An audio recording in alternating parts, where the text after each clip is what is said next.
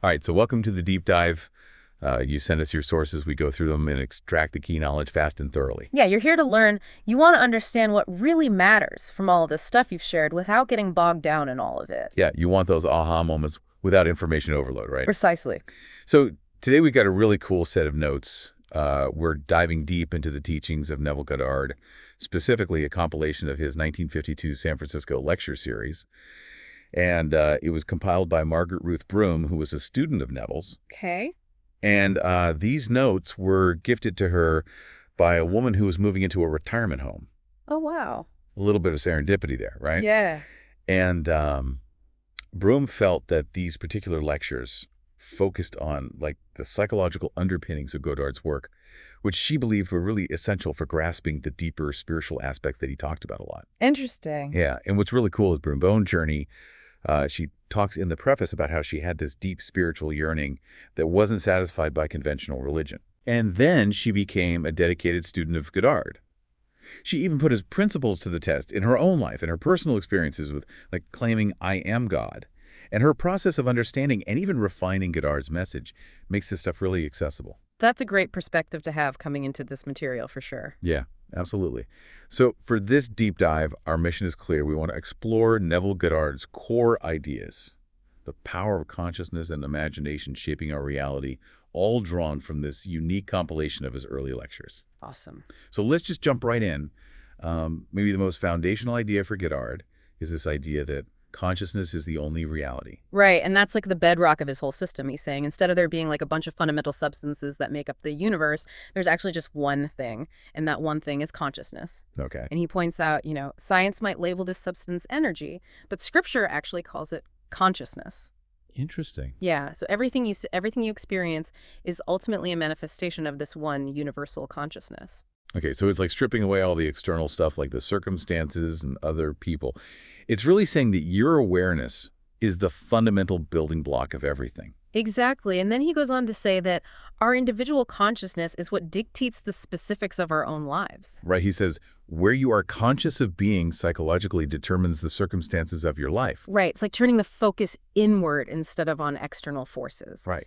And to understand this further, he talks about this concept of a state, which he defines as all that you believe and consent to as being true. Interesting. So your beliefs, your assumptions, your feelings about anything, really, it all makes up the psychological climate within you regarding that specific aspect of reality. Okay. So if you want to see changes in your external world, you have to first figure out what you currently accept as true in your consciousness. It's not just a single belief. It's the whole atmosphere of your inner world about something. Exactly. It's is the climate of your mind fertile and expectant, or is it dry and doubtful? Right. And that leads to his idea of claiming a state. Yeah. The text emphasizes that whatever you consent to be, whether it's positive, negative, or somewhere in between it, must be made manifest in your world by claiming the state you have consented to its life.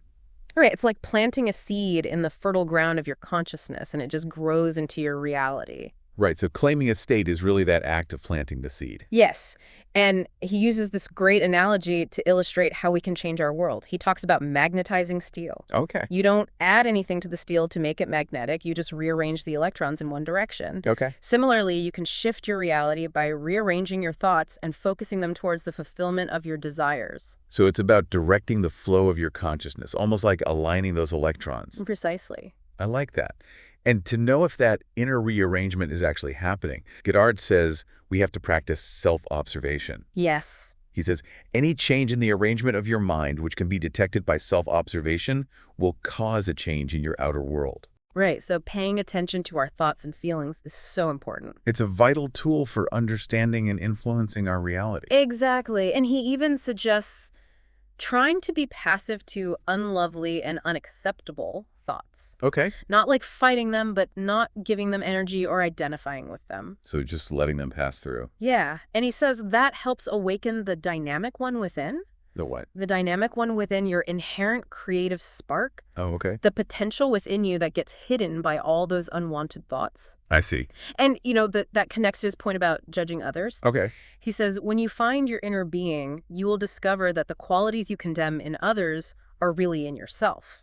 So it's like a reflection. Yeah, and that leads to the secret of forgiveness, where forgiving others becomes the same as forgiving yourself. Wow. Yeah, because they're showing you aspects of yourself. Exactly, and that ties directly into his idea that the universe moves under the necessity of manifesting the arrangements of the minds of men.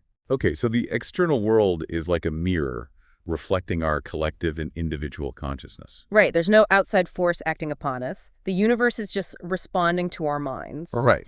And he talks about this psychological mud, which he says is caused by unlovely thoughts. Okay. And he says the antidote is to identify yourself with beauty, with love, the Christ in you. Okay, so choosing to inhabit the states of being that you desire instead of getting stuck in negativity. Right, and he's really emphasizing that everything we experience is ultimately consciousness and requires our consent through awareness. Even the negative stuff. Yeah, even the stuff we don't want, we've admitted it into our awareness and given it life in our reality. Okay, so that leads to his idea about losing your soul on one level to find it on a higher one. Right, he's saying our soul is made up of everything we consent to, so by examining ourselves and our reactions, we can shed those limiting beliefs and step into a higher level of awareness. So it's not about literally losing your soul. It's more about shedding old identities and embracing a bigger sense of self. Yeah, that's a good way to put it. And he's really clear that this is an individual journey. Right. He says collective security and collective salvation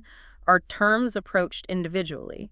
Meaning each person has to learn to stand on your own feet and awaken their own inner Christ, their own creative power. Right. And finally, in this section, he talks about renewing your mind. Yes. It's not about changing surface level thoughts. It's about transforming those underlying ideas that our thoughts come from. Yeah, like the text says, you cannot change your thinking until you change the ideas from which your thoughts flow. Right. Okay, so let's move on to another big idea from Goddard, the power of I am. Yes.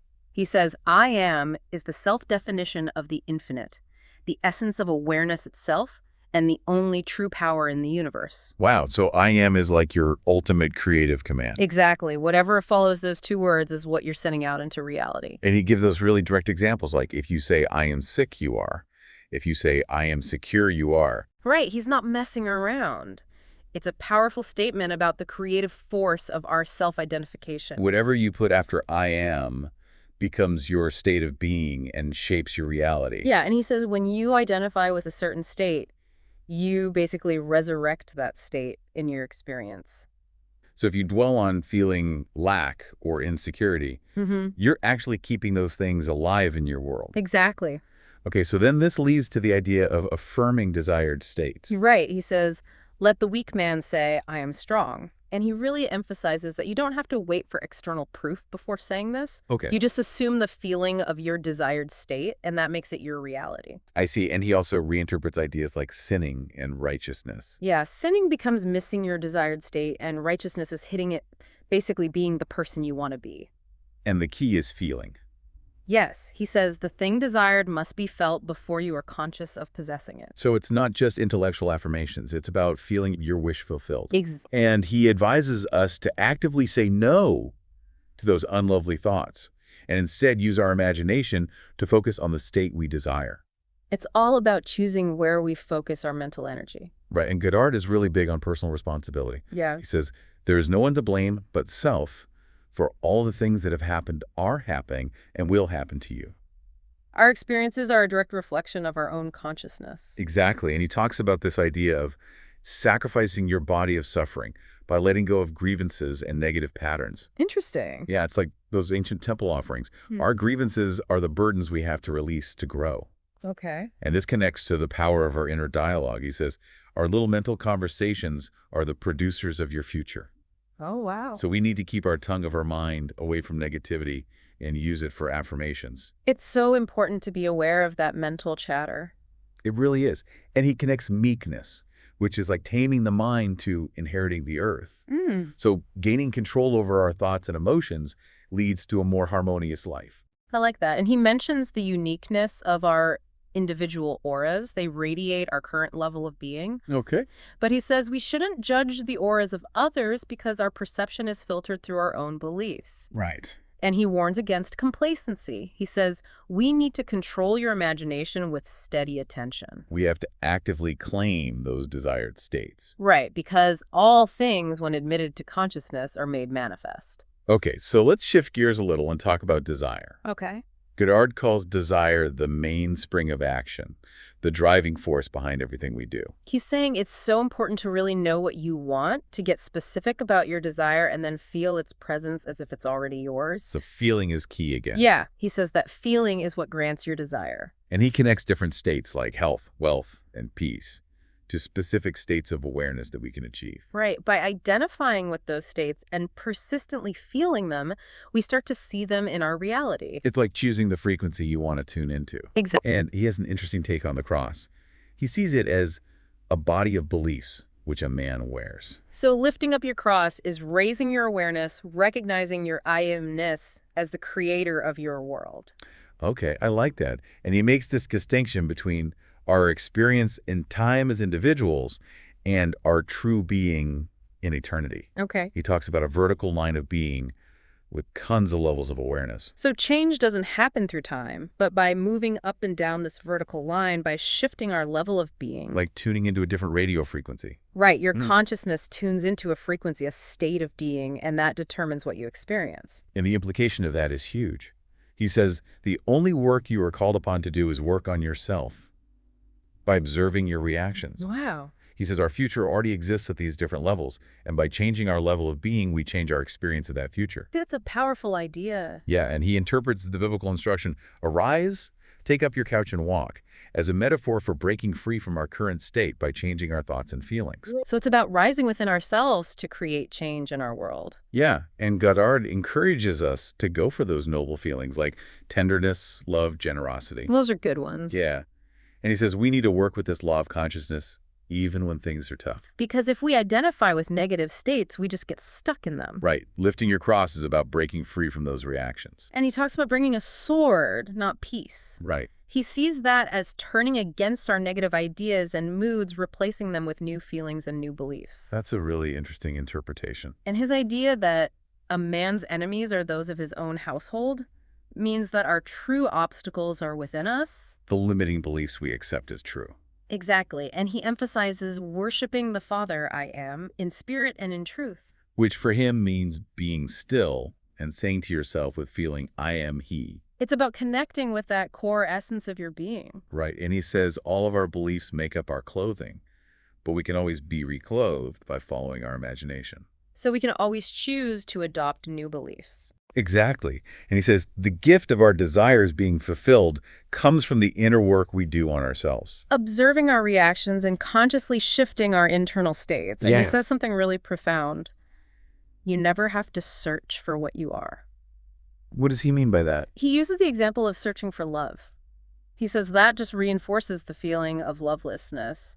So if you're looking for it, you don't have it. Yeah, and he talks about constantly conceiving of ourselves in our desired states with an attitude of, I am already Mary and you are Mary too. So it's ongoing self-creation through our consciousness. Exactly. And he sees Jacob's ladder as this infinite series of states that we climb through self-discovery. Okay. We don't actually build the ladder. We climb it by embodying different levels of being. That's a great way to put it. And finally, he stresses that our opinion of another person actually influences their behavior. Oh, wow. He says, he is only your opinion cushed out.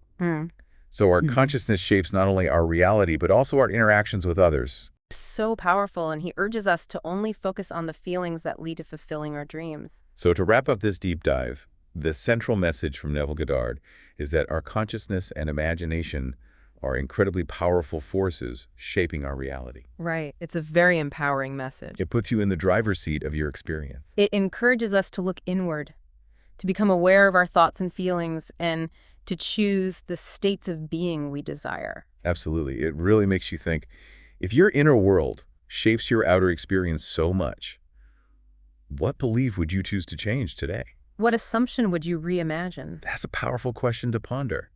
We encourage you to explore more of Neville Goddard's work and see the potential of your own imagination. Yes, it's really fascinating stuff. Thanks for joining us on this deep dive. Thanks for having me.